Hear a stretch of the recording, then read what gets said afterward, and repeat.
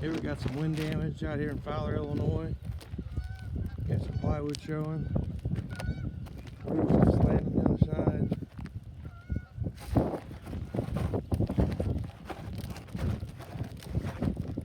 It's all wrinkled up.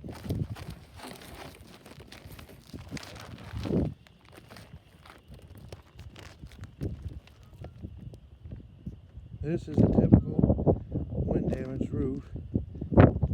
It's in bad shape. Probably the worst one I've seen in 20 years.